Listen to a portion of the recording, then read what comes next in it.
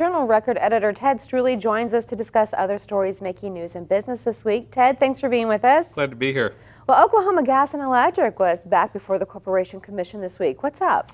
They are. Well, they're still working on an air pollution plan for a coal-fired power plant near Red Rock. They had a $1.2 billion proposal that the commission rejected in December.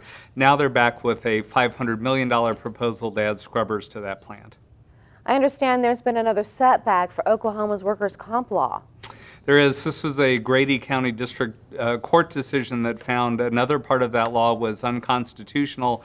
They questioned a clause in there that called for repayment of death benefits. We're pretty certain that'll be appealed. Well, the downturn in oil prices that we just heard about has caught up with yet another energy company. Yeah, this was Post-Rock, and 5 of its subsidiaries filed for Chapter 11 bankruptcy on April 1st. Another one of their subsidiaries that same day filed for a Chapter 7 bankruptcy. And sadly, we hear that Sandridge Energy appears to be teetering on the brink. What's the latest with them?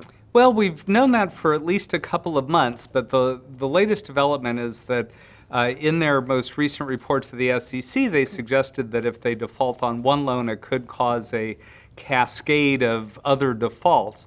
They really don't have time to get lazy about this. They have a deadline at the end of this month to work out a deal with a really key lender, the Royal Bank of Canada. A legal battle involving the city of Shawnee has ended in favor of the Citizen Potawatomi Nation. What was at stake there? Well, they were arguing about sales tax collections and remittance, and an arbitrator found in favor of the tribe that said they do not have to remit sales tax collections for non-tribal members who spend money on tribal land. And finally, what are you guys working on for next week, Ted? Well, the first time since any of us can remember, the U.S. Postal Service is going to lower some of their rates. We'll have a story Monday that looks into who's going to be affected by that. All right, Ted Struley with the Journal Record. Thank you for being with us. My pleasure.